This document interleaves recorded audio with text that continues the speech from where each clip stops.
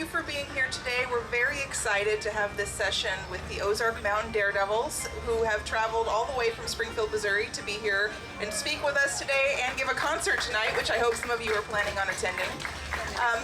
But before we get started in this interview, just very quickly, I've got a few housekeeping things from the Smithsonian that I need to read just so we're all on the same page. You probably know this already, but the festival is made possible by people like you. If you would like to remind yourself of the rest of the schedule for the next few days, please look at festival.si.edu to be able to see what else is going on. I'd also like to take this moment to thank the sponsors of this year's Ozarks program, which without their support we would not be here, which we're very grateful that they chose to do that. And the first one on that list is Missouri State University, which is the presenting partner for this year's Ozarks program. It's also supported in part by the Missouri Division of Tourism, Arkansas Tourism, the University of Arkansas, Experience Fayetteville, the Wingate Foundation, Committee of 100 for the Ozark Folk Center, Ozark Beer Company, Crystal Bridges Arts and Social Impact Accelerator Partnership, and the Missouri Folk Arts Program. The program received federal support from the Latino Initiatives Pool, administered by the National Museum of the American Latino, the Asian Pacific American Initiatives Pool, administered by the Smithsonian Asian Pacific American Center, and the Smithsonian American Women's History Initiatives Pool. In-kind support comes from Montana Cans and Mountain Valley Spring Water. So we're very grateful for all of those entities and institutions, and now we can get into the actual program. I am gonna really kind of segue quickly so that they can tell you more about the history and their backgrounds and everything, but I do want to read just a little bit of an intro so we kind of have the scene set for anybody who might have wandered in. Since 1972, so more than 50 years ago, the Ozark Mountain Daredevils has brought country rock and electric bluegrass hits to an international audience. They are from the heart of the Ozarks, having their start in Springfield, the region's largest city, before quickly gaining widespread fame through their self-titled debut album, known as the quote Quilt Album, in 1973. It was ranked as one of the top 100 pop albums that year, and was only one of many noteworthy moments in the group's now more than 50-year history. We're looking forward to learning more in this session from two founding members, John Dillon and Michael Supe Granda, and the band's manager, Dwight Glenn. And I would just ask you to join me in welcoming them again here to the stage. All right, thank you. So, kind of starting off, like I mentioned before, kind of just going down the line, starting with you, John. If you could just kind of tell a little bit about the background. You know, we've heard bits and pieces. Give us the overview of how the group began and how you both got to be part of it.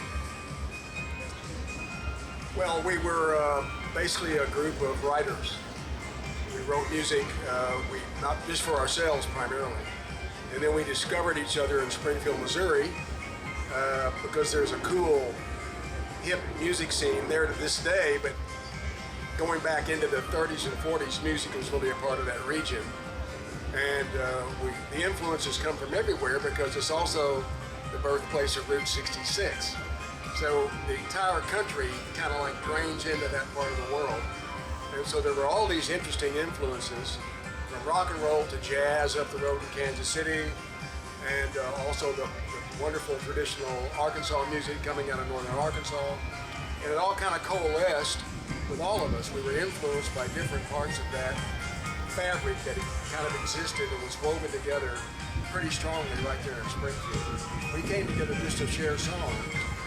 I came from South Arkansas. I was academically interested in American folk music, Appalachian and Ozark. So I had those influences.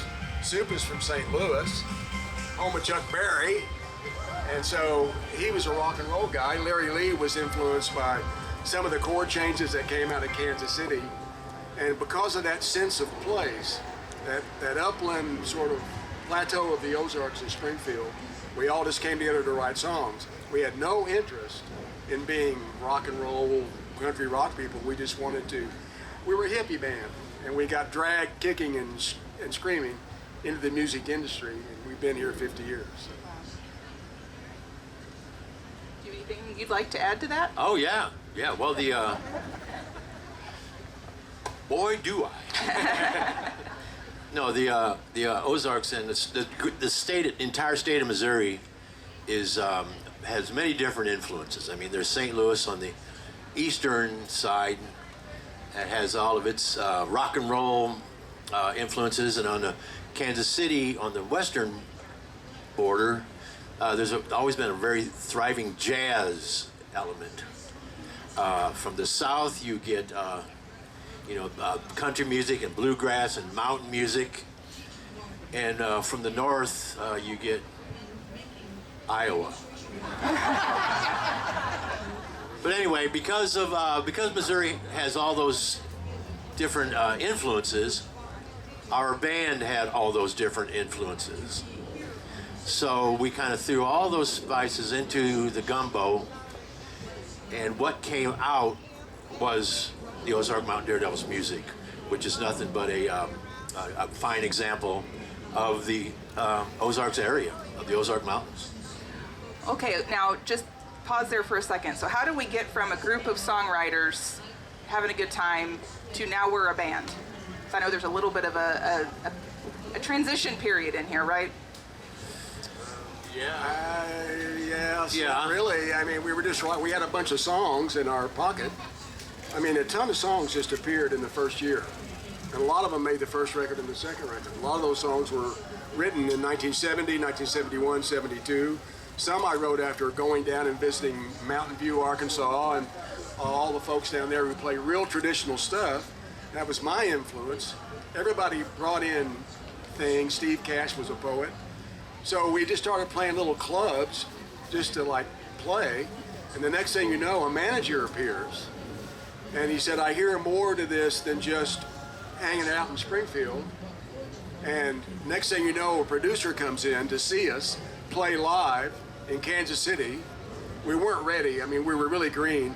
And this producer was Glenn Johns, the English producer who produced The Who, Backside of Abbey Road, Let It Bleed by the Rolling Stones, all these amazing people. And he said, you're not ready. And we went, can we just go back to our little headquarters where our manager lives and play for you acoustically? We lit some candles. We were hippies, still are. So we lit some candles and we played Beauty in the River. When we got to the chorus, he just went, that's it. I'll sign you guys. We'll get you signed and I'll record your first record in London. And Supe had never been on a plane before, so that's how it started. And then all of a sudden we were on the radio. Wow. We had no design on it at all. It just happened. So we're still here, so it worked out. Yeah, it did. It just happened. Happened for us. We were just, like you said, band of hippies, and we wrote good songs, and we were a pretty good band. All of a sudden, there was a manager, there was a producer, there was a record company, there was a hit record. The only difference was we started getting checks. I suspect it might have been different for each of you, but was there kind of a moment or maybe a period where it really sunk in that, wow, we're big, this is big?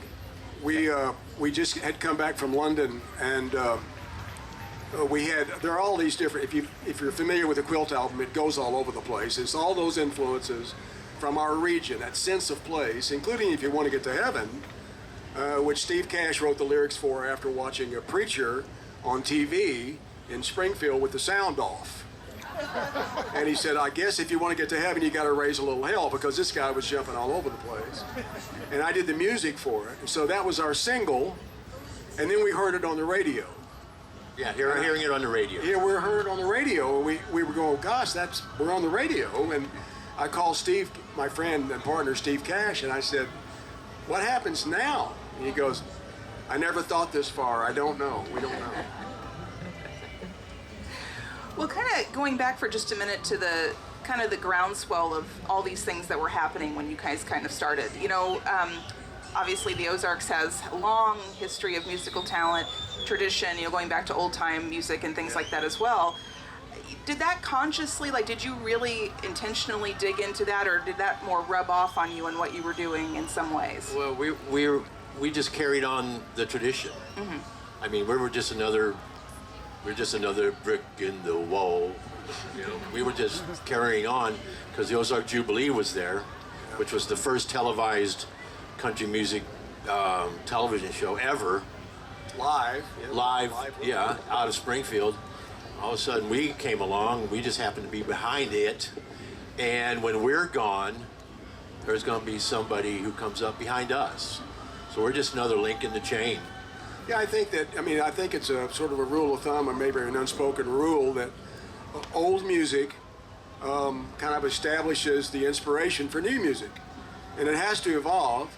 And what I was afraid, and it hasn't I was afraid of losing those influences that made us kind of come together as a group that wrote certain kinds of songs with certain kind of messages. And I don't see that going anywhere. I think that's still out there. You know, I think those periods in especially the early 70s, when you had the Eagles and Poco and all those country rock, Pure Prairie League. I mean, those songs are all message songs, and they still exist. And I think a lot of people would agree that's one of the greatest times, that whole maybe decade through there, one of the greatest times for American music ever. I mean, it was just we were very fortunate to be a part of that era. Well, kind of beyond that, just a little bit more in terms of the Ozarks' influence on things. I've heard, and I may be mistaken, so this can be the point to correct me, but that there were periods, especially in the early years, where you guys would kind of hole up in a house in the Ozarks and work on things together, record an album. Yep. Obviously that was probably not the norm. Was that something that for you guys was really meaningful in terms of being in the Ozarks, or was it just a new idea that you wanted to try? Well, yeah, we were in the Ozarks, but the main thing that kept us going and helped propel us in the beginning was it was fun. We were having fun. We got our guitars and our drums and our pianos and our harmonicas out, and we were having fun. And we were playing music. They don't call it play music. They call it that for a reason. They don't call it work music. You're not supposed to work. You're supposed to play. Nobody wanted to work. So, no, we didn't want to work. But when we got together, we wanted to play. So we played like little children, and now we're senior citizen children. Supe, I'm going to follow up on this. After Jackie Blue, you have an international #1 hit. What did Right. Jerry Moss ask you guys to do and tell that story after Jackie Blue? Well, A&M Records wanted us to relocate to Los Angeles. So we would have access to, we could be on the Tonight Show and the Mike Douglas Show and the Sonny and Cher Comedy Hour, and we could be on all, we would have better access to those, to the industry. And we thought about it, and we said, no, my daughter was eating fresh strawberries out of a garden. She was swimming in crystal clear creeks under clear blue skies, and I wasn't about to uproot her so I could go on the Sonny and Cher show. So we declined their offer and stayed in the Ozarks, because staying in the Ozarks is fun. Well, yeah, she forgave him. Yeah, she did, actually. I think that's true. We talked about it because they wanted us to be sort of like the Eagles, and we played with those guys. We know those guys, but we're not those guys. I mean, our songs a lot of them come from where we live, and we were all afraid if we leave, we might lose that. The muse might just stay in the Ozarks, and we're going to find our ways like adrift out in LA somewhere. And I mean, the record company was like, they scratched their head from the time they signed us to the time. But they picked up every option. Jerry Moss at DM and A&M just loved us. He came to the Ozarks. He sat around the fire with us, listened to whippoorwills. And I talked to him very recently. He's in his 90s. He said that night in the Ozarks, around that fire with you guys singing, he said it was one of the greatest memories of his life. And they just kept us all the way to the end. They were the greatest. We could not have existed on another label besides A&M. They were artist-oriented. They liked the way we created music. They liked the whole process we went through. Lynn Johns was our producer. We are the luckiest band that has ever walked the face of the earth. We didn't lift a finger to be here today, at least in the beginning. Do you remember offhand how many albums you've done? I don't mean it as a trick question, so. Dozens. How many? Well, there were 6 A&M albums, a Columbia CBS album. Two best of. 2 best ofs. Hey, Supe, we've got the resource. Michael Kelker, who wrote the book about the band, how many albums have the Daredevils done? Stand up, Mike. I don't have a number. I would guess about 15 songs. 15 or 16 or so. All right. Counting the French. Yeah, we have them. They also exist in different countries. We had a French contract for Heart of the Country, I think it was called. It's on a label called Dixie Frog out of France. Go figure. Dixie Frog label from Paris. I mean, Le Dixie Frog. But yeah, we had hit records in Peru. There were hit records in the Philippines. South Africa. Yeah, we didn't even know about. So A lot of fans in the Arctic. Well, in kind of general terms, looking back at all those albums and all those songs, do you see the music any different now, looking back on things that as you would have? At the our beginning? music or music in general? Oh, well, either one, but I meant in particular with your music. Well, we're just kind of the same guys. The process is the same. Yeah, it's the same. That creative process where you're trying to, create. It's a communication between artist and listener. It's the same thing. Writing a song is really what we have always been about. The genre is secondary, But I will say, we are here at this folk festival. We're not a folk band. There's no question about it. But we're a bunch of old folkies, some of us, and the influence of that sense of place. There's something that feels different. I know Pam will agree with this. Pam Stetzer, right there. There's something that feels different about the Ozark Mountains than any other place in America. We've been all over North America. And there's a feeling there. There's a stillness, a calmness, and it's very, very creative there because you just have all of this space, and people allow you to do what you want to do. So that's why we stayed. I think that's why we're still together after 50 years. That's right. I agree. I was going to ask this question towards the end, but you kind of segued into it. Why did you guys decide to be part of the festival? What were you hoping to convey through your participation here? Well, we wanted to represent this area. We've had success, and it's all about where we live and grew up and what we listen to around us. Not only was it, Jimmy Driftwood, but it was also Wayne Carson, who was our friend who lived in Springfield, who wrote Always on My Mind. And, The Letter. The Letter. Give me a ticket for an airplane. He was a friend of ours. Ronnie Self, a terrific songwriter. Wrote a lot of Brenda Lee's hits. Brenda Lee was from there. All these, Fred Foley, all these people passed. Well, Porter Wagner lived down the road in West Plains. So there's the Dillards are, they're just down the road. Ronnie just gave a talk a couple of weeks ago in Springfield about his life. So there's this interesting hodgepodge. It's like the Austin or Nashville that people don't really know about, It's that isolation that actually leads to the process that created some of the songs, that helped us create some of the songs that we do. So that's why we stayed there, I think. We knew that instinctively. Nobody wanted to go to LA and wear nudie suits. We don't do that. Wanted to go to LA and be nude, Yeah, being nudie, that's cool. but we didn't want to wear nudie suits. Right. So how do you think about all this fancy stage wear we've got on today? $3 right here. The other thing about too is so interesting because, when you talk about music that matters, it generally comes down to people remember one song or two songs. There are songs that matter to them. My first song I remember my mother taught me was "She'll Be Coming Around the Mountain," and then I heard "Jambalaya" on the radio. I thought that was written for me. I thought it was a kid's song. You remember those songs. And so this band, over the years, Dwight, how many people have been part of this organization? There's a little bit of a debate. It's either 33 or 34 men and women have contributed to this entity for 51 years. It's called the Ozark Mountain Daredevils. Right. And the amazing thing, to a man, to a woman, it's always been about the song. Right. Never about a personal performance, never trying to take it and make it their own and be a star. It was about contributing to the entity, and without 34 people, this band would not be here today.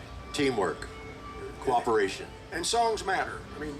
There are songs on our records that people, and most of the songs, all the songs really, that really create this feeling in people's minds and hearts. They're the deep cuts. We didn't concentrate on singles. We just got lucky with that. There's no question. But the deep cuts are where it's at for all of us. And it's those songs, those kinds of songs that people remember, and they'll, that's what made the difference, I think. So we're a band that believes in deep cuts. That's where we come Right. from. Not one of us has ever gotten one vote in the best Playboy Best of Guitar Player magazines. I haven't gotten one vote for the best bass player ever. I would vote for you. No, I got one vote. But we didn't go into we didn't go into this calisthenics. We weren't great guitar players. We weren't great bass players, but we wrote great songs. We were a good band that wrote great songs, and the songs will live on. Like I said earlier, after we're dead and gone, the songs will live on. That's important. I know since we're only up here for 45 minutes, we do not have time to unpack all the details and stories that I wish we could to be able to talk about the band's history. I do want to fast forward to make sure we get to cover this really exciting last few years that you guys have had with your 50th anniversary, and it just feels like, I live in Springfield, and it feels like you guys are everywhere, and it's been amazing to see. I don't know who wants to take this first, but can we talk a little bit about that milestone year and kind of, I don't know, what the plan was, what you hope to get out of that, and then what you've been seeing through that so far? Well, once again, there was no plan. I mean, we're lazy, There are a lot of things that you have to do in order to continue and sustain a certain level of success. And I don't know how, into doing that we were. But we now have, for the second time in our life, and to get our deal, we had a wonderful manager that was with us for a couple of decades. Then we didn't have a manager, and so we just sort of drifted all over the world and played where we could. And now we have another manager who came on because he cares about our history and our message, and that is Dwight Glenn. And why don't you just tell your story, because it's interesting. It is interesting. My sister, Allison Glenn Cash, is married to Cody Cash, who is Steve Cash's son. Still is Steve Cash's son, by the way. And the first song that I ever heard at probably the age of 3, which would have been about 1974 or 5, was in my grandparents' house, and it was called Chicken Train. And then you fast forward, and my sister marries Steve's son. I started doing concerts as a promoter. See, they're looking at me. That may be Steve right there. It's one of those things that I started promoting, and the first 2 shows I ever did was with the Daredevils. And then I did concerts as a promoter for about 6 or 7 years. Life changed. I decided not to promote anymore. And John calls me. This was 2018, and he said, I know you're not promoting anymore, and we have all these songs we just recorded. They decided to go do an album called Off the Beaten Path before Steve passed, because they knew he was having illness problems. But they all had brand new songs and nowhere to share them. So they recorded them in Nick Sibley's studio. And he said, we have this album. We don't have a record label. Our website is horrible, and we don't have a manager. Will you help us? And I said, I know nothing about all of those things, so I'll be glad to help. And you fast forward, the relationship has developed. For years, I would not let them call me a manager because I did not feel worthy, because I don't know what a band manager does. But what I saw from every performance when I promoted the band, and even going forward, is not just the love for Jackie Blue and If You Want to Get to Heaven. It's for Lowlands. It's for Colorado Song. It's for It Probably Always Will. They love the deep cuts as much or more than the commercially successful records. And that is what is a sign of a great band with good songwriters. And the 50th anniversary, a lot of things just happened to fall in the 50th year that probably would have been done in 2020, and then the pandemic happened. So if that's not karma, I don't know what is. But in 2020, we did 4 shows at the Landers Theater in Springfield, Missouri, which after the new Bijou burned down, was the first place that this band, then known as the Family Tree, did a concert. It was called Celebration, because they knew they had to keep going, and they knew they needed a place to play. Well, in 2020, we went back to the Landers, 550 seats, and sold out 4 nights. And then we were invited to the Grand Ole Opry. And in May of last year, we made our Grand Ole Opry debut. And we played there Saturday night. And then we have this amazing book by Michael Kelker, who was over there, stand up again, Michael, who spent 8 years interviewing all the band members, including Steve and Elizabeth and everybody that mattered. And he has found every record, every song that's ever been done by this band, including a bunch that I don't know John and Supe even knew existed. That's right. And then Bill Jones, our amazing genius of a horn player, wrote charts for 17 of our songs, and last September we did 2 shows with the Springfield Symphony Orchestra. That was all in the 50th year. That's pretty cool. So now we're in year 51. We did the Grand Ole Opry on Saturday night. We're going to do 2 more symphony shows further down the road. Supe's got a new song called More Cowbell that we've made the debut Saturday night. And we're just not done yet. And I better shut up. I'll get the Wayne Glenn disease and keep talking. So, Yeah, we're just not done yet. That's kind of what keeps us You going. can see why managers make a difference. I mean, bands need managers because if you're involved in like art, you need somebody to help manage that if you're trying to sustain some sort of way to make a living. And it's just that simple, the honest truth. So we're very fortunate. well, and I will give them credit. John and Supe listen to these ideas I have. Some are kind of far out, but they never say no. And they believe that I have a purpose in what we're trying to do, because I think it's important to carry on this legacy, because the songs will last forever and people still enjoying seeing what we do on stage. And right now, the 9 and 10th person with Jeremy, who's our guitar tech and plays acoustic, this is the best band from a musician standpoint in 51 years. And how many bands can say that? That's right. Well, again, I know we're on sort of a limited time schedule, and I want to leave some time for this. Is there something you would... Well, I brought this along just to show that we really are from the Ozarks. In 1972, when we were basically just kind of coalescing into this group, I was so interested in what was happening down in northern Arkansas. And I was so inspired by the music that was coming out of the epicenter, ground zero of Arkansas hill music, Mountain View, Arkansas, they're right here. Steve Cash and Elizabeth Anderson and I went down there and showed up on the square in Mountain View on a Saturday night. And there was Jimmy Driftwood, who I knew about, and some other of the old timers that were keeping the tradition alive. I had the honor of sitting at the feet of an ancient woman named Ollie Gilbert. And she just sang a cappella songs that were directly from Scotland, Wales, and England that had come through the Appalachians all the way to Mountain View. She knew more, how many songs? 800,000?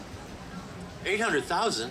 800 or that. Oh, just hundreds or thousands of songs, and she could do them one after the other, and they were absolutely pristine with regard to their history and their tradition. They weren't changed. She was an ancient person, just wonderful, just all a cappella. So I got so inspired. So then on stage comes Jimmy Driftwood, and he holds up a thing that looked like this, and I went, oh, he's gonna kill a deer or something. And he said, he called it an Ozark Mountain mouthbow. And then he played it. And I was fascinated by it because I'd never seen an instrument like this. And I asked somebody about it, and they said, well, there's a guy here named Lynn McSpadden who can make you one.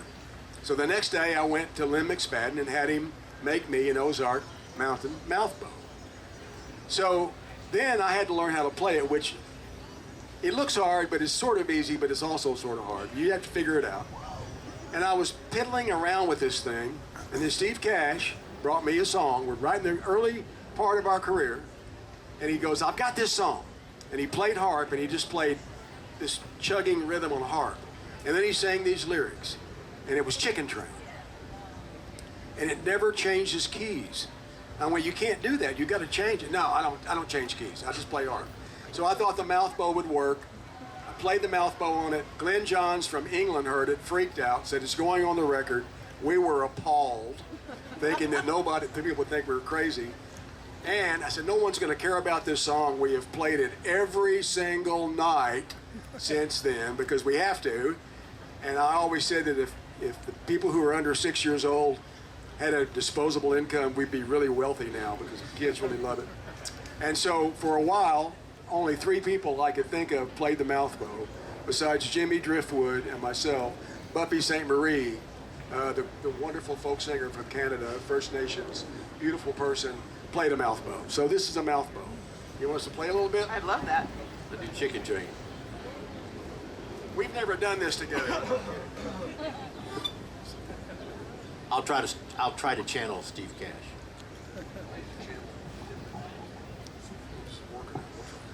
Maybe you can hear.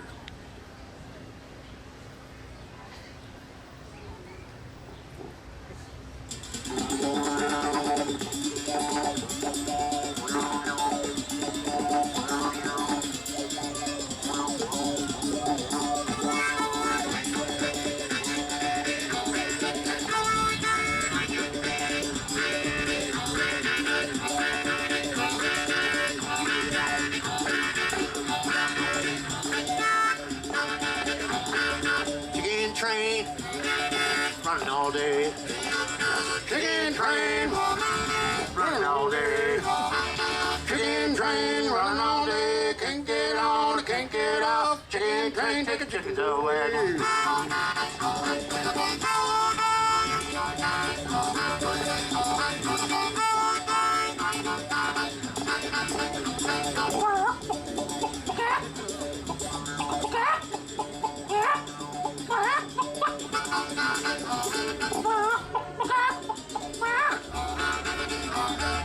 Chicken train running all day. Chicken train running all day.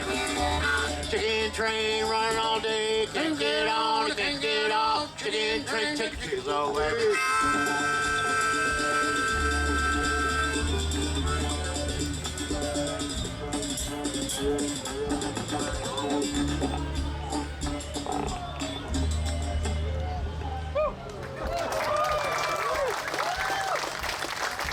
Thank you very much. Steve Cash, ladies and gentlemen. I mean, it's a pretty cosmic song when you really think about it. Well, that's true. I mean, a lot of our stuff is like metaphorical. Lyrically, Steve and I both wanted things to work on different levels. So, I mean, a chicken train can be anything, really. So, I'm kind of speechless now. So are they. Is there anything that I haven't asked you that you want to make sure that we know about or cover while we are talking? Any questions? Say we have a few minutes. Do you mind if we ask Any if anybody questions? has any questions out Yeah. here? All right. I've got a real specific question. I'm from Greenfield. You mentioned your knowledge of this going back to the 30s and 40s, the mountain music and so on. Are you aware of anybody from Singer, Picker, anybody from Dade County or Lawrence County in the history of Ozark music? You got a name? what are you? Oh, no, I don't. But they're all over. They're all over the hills. They're stuck up in the hills. They're hidden up in there, and they're all wonderful. Yep. Are you still cultivating new music, or are you working the old? Both. Both. We're working the old. I mean, that's part of why people know us. And so, yes, our set contains a lot of the songs from various LPs. At the same time, we have some new stuff that came out in the last 4 or 5 years, and we have a new single that was just released on Friday, and we performed at the Granda Opry, written by Supe, called More Cowbell, and we'll play that tonight. So both. We're both old and new. Yes. Hi.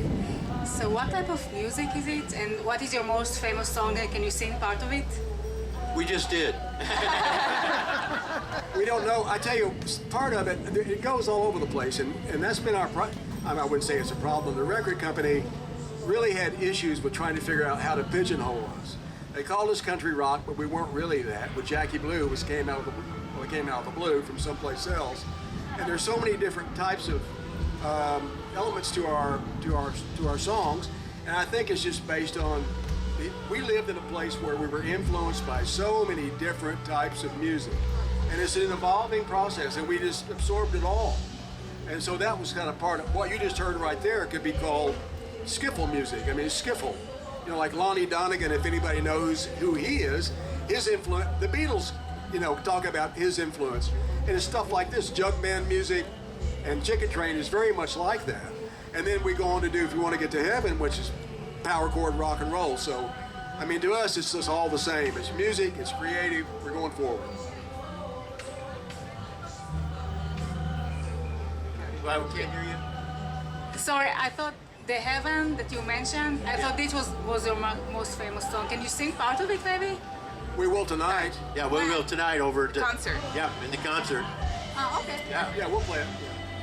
Yeah, we'll do Heaven, we'll do Jackie Blue, plus we'll do more cowbell and some new songs. Okay, 2 questions. One is, I heard the phrase deep cut used several times, but I appreciate knowing what that means. Also, can you change the pitch on the mouth bow, and if so, how do you do it? You can change the pitch. That's a great question, but you have to like tune it. Like right now, this is in D. If I wanted to be in E, I'd have to raise it up a step with a tuning peg right here. So Chicken Train is in D, so this is tuned to a D. Because Chicken Train doesn't change. It's a 1-chord song. When Jimmy Driftwood did Down in the Arkansas, maybe, it was all down in the Arkansas, down in the Arkansas, down in the Arkansas. So it was, and Buffy St. Marie did Redbird, Redbird, how'd you get so red? I've been sleeping in the ground so damn long. Wonder I ain't dead, dead. Wonder I ain't dead. It just stays the same. So it's a tonic or modal kind of thing. It's probably the oldest instrument in the world, mouth. And it goes well with Pat Benatar. And I'll take the other one. The deep cuts is what are referred to of songs that may not have ever been released as a single on radio. A good example would be Lowlands and the Colorado song, Kansas You Fool. Or a lot of people's favorite songs are not Jackie Blue and If You Want to Get to Heaven, and that's perfectly okay, because different songs have a different meaning. Somebody will hear Lowlands for the first time 48 years after it was recorded, and it touches them. And that's why I think all 3 of us on stage and everybody in the band, we believe music is a communal experience. It brings people together of every race, every sex, every, however they vote, it does not matter. We're all here because we love music. We're at this Folklife Festival because we appreciate the history of the Ozarks. The Ozark Mountain Daredevils, if we were a small part of that, we couldn't be prouder. And if what we did helped people around the country and around internationally know more about our area, we've done something really good. Yeah, it's an honor to be here. It really is.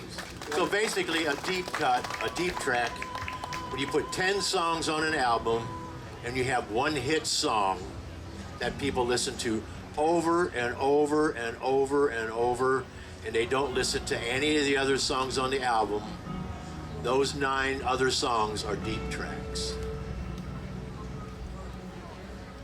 Yes, ma'am. Thank you. You're welcome. I'm originally from Springfield. And Springfield, Mo. And I've loved your music since 1971. I play it every week. I now live in New York City. And I'm going to ask you a question that's probably one of those stupid trivia questions. Did you ever play at Half a Hill under the name of the Ozark Mountain Daredevils? Yes. Well, that wasn't a stupid question. I remember But that. it was a stupid answer. No, we played Half a Hill one time. We were just trying to get established and learn the ropes of live music. And I remember it very well because there was a break and I went outside in the back and I had a kind of a bad experience with tequila. And it took me a long time to think tequila was interesting again. So that is actually that was recorded. Believe it or not, we got a tape somewhere of that very gig. When we first started, our band was called the Family Tree. And when we got a record contract, our very first item of business we had to attend to was we had to change our name because there was a folk group up in New England who had trademarked the name Family Tree. So we had to change the name. We changed it to Ozark Mountain Daredevils, and we went out to Half a Hill to play, and we drug in some recording equipment, and there are recordings of that very first and only time the Ozark Mountain Daredevils played the Half Hill Club.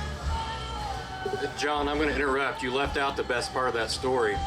Steve Cash had to help you get back on stage. What did he tell you to do? Because you had trouble getting up the stairs. Well, I mean, this is kind of an embarrassing thing to say, but I had trouble climbing the stairs, and he said, turn around and walk up backwards. I went, okay, I'll try that. It worked. And I've listened to the tape, and it sounds like I'm perfectly fine.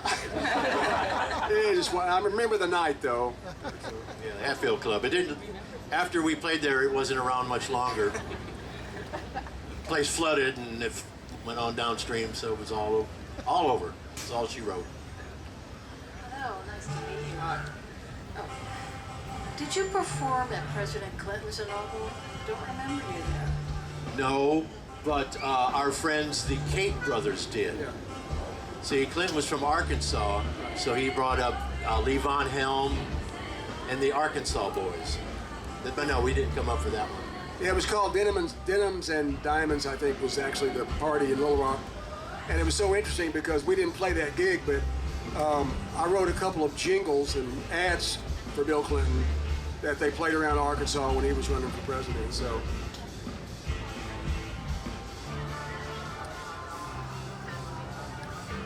All right, nice shirt. Yeah, nice shirt. I bought this just before I saw you guys for the second time.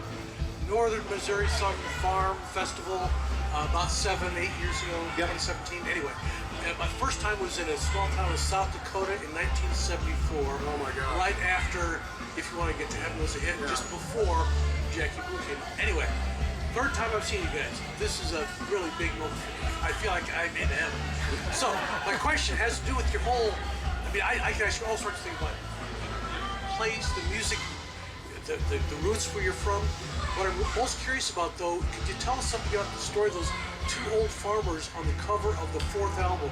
Because that is as authentic. They were my neighbors. Yeah. They were my neighbors, and they rode their horse and their buggy into town every day. They would drive past my house, but they wouldn't drive. You drive a cart? But I guess they went into town. Every time they went by, I waved from my porch. So we became neighbors. When it came time for that album cover, we wanted to incorporate the mule into our brand. They had mules, so we knew, and I knew them, so I was the liaison between Los Angeles and the Stone Age. So I got a photographer, we went over there. We wanted to take pictures of the mules. And then when they said, well, can we get in a picture?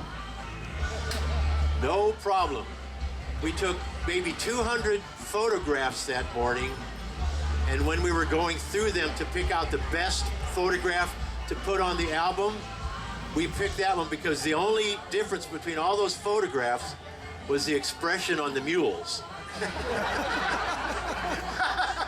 The two guys stood there like that for 30 minutes.